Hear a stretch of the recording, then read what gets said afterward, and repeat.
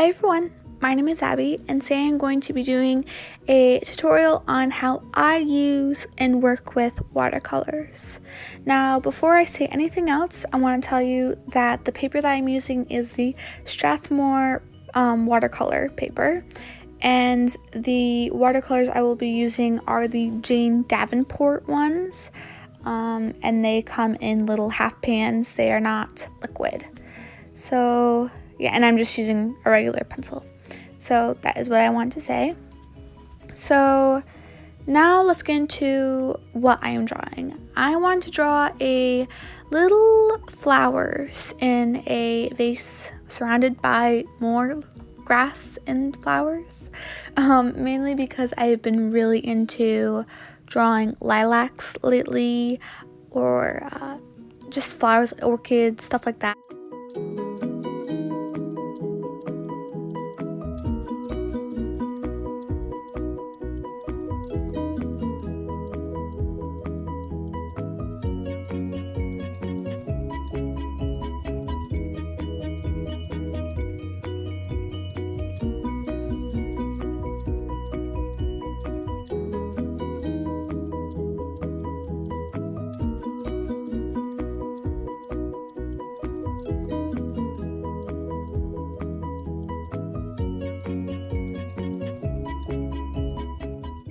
Okay, so now I'm using my kneaded eraser and I'm just lightly erasing the pencil marks. I'm not going to be using any type of liner or inking or anything like that because I really wanted to keep it very raw looking. I don't know if that's the right word, but I didn't want to have very harsh black lines.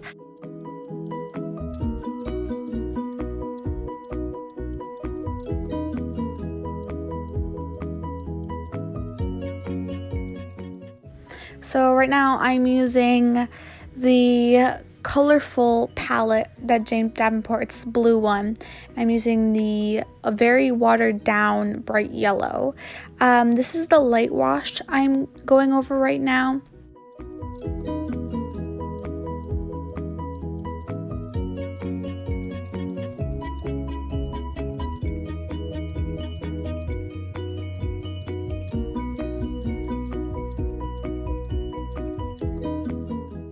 And I'm taping down the corners right now to prevent further and unnecessary wrinkling. And it will still wrinkle, but not nearly as much as it would if I didn't tape it down. So I'm going in with a light wash right now with the other palette that she has, that Jane Davenport is, and it's the neutral tones. It's the gold one.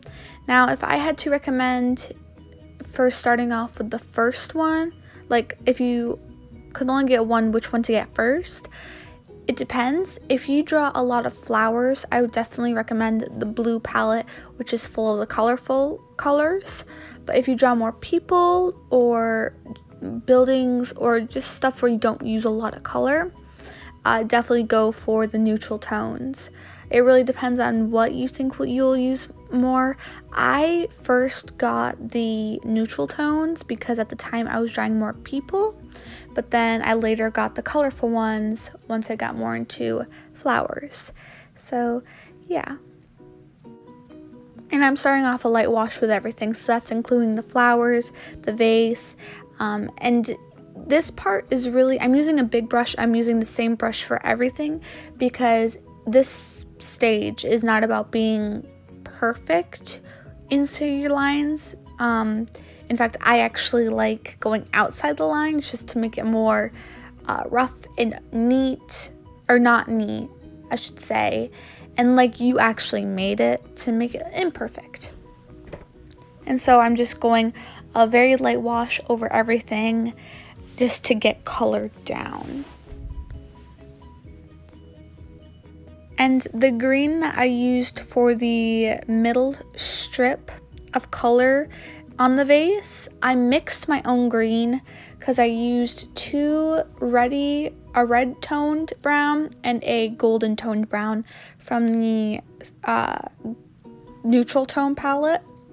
And I mixed it myself because it gave it a much more muted color rather than the colorful one that was very bright, and I wanted the vase to look very muted, very rusty, I guess, like a vase had been sitting outside. And now I'm going in with the medium wash. Now this one I'm being a little bit more precise. I'm not going outside the lines as much. If I do get outside the lines, it's not a huge deal, but really I'm trying to stay confined in the area where I want the darker color and the color that's more saturated.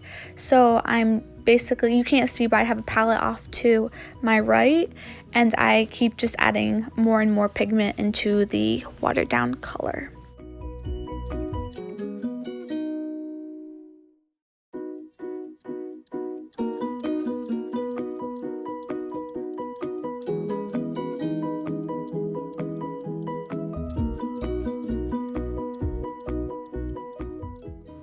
Now I'm going in with a smaller brush, and this is my dark wash. I'm going in with the most pigment that I want in my painting or in my picture. Now this will vary for what you want. Your darkest color could be way darker than what I wanted, or it could be way lighter than what I did. It really depends on what you want. These are just steps to follow in order to go by, if that makes sense.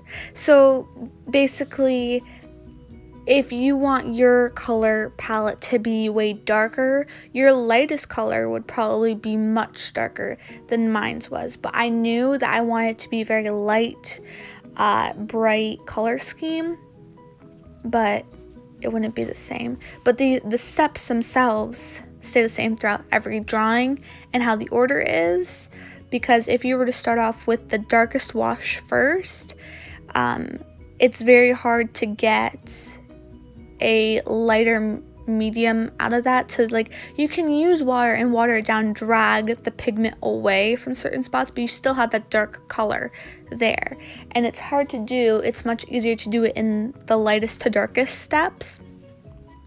And if you did just go straight in with only a dark color, you have no variation.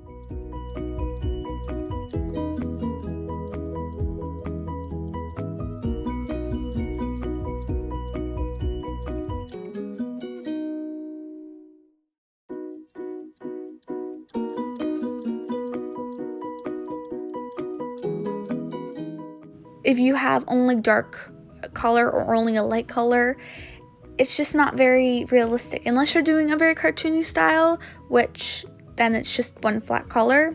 But like I'm doing a more semi-realistic drawing of flowers, so I want variation in my colors.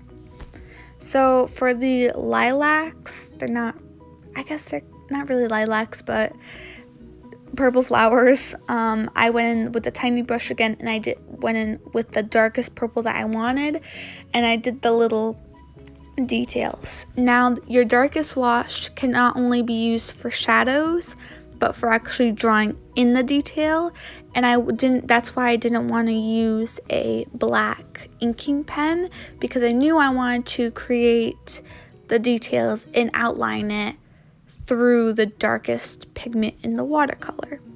But you can obviously use an inking pen if you want. It really pertains to your drawing and what you want to do. This is just one way you can do it, and this is the way I want to do it.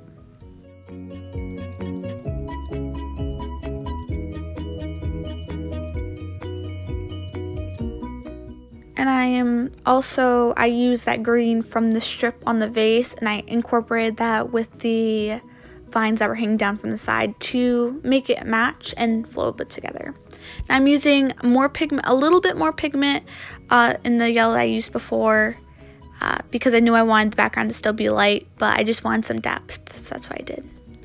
And yeah, so now I am going in with a glitter pearl watercolor. I'm using the white watercolor, which is basically just clear with the glitter. You can't really see very well on camera, but it is glittery in real life. And yeah, now I'm just signing it. And I hope you like this video. Thank you so much for watching. I'll see you next time. Bye.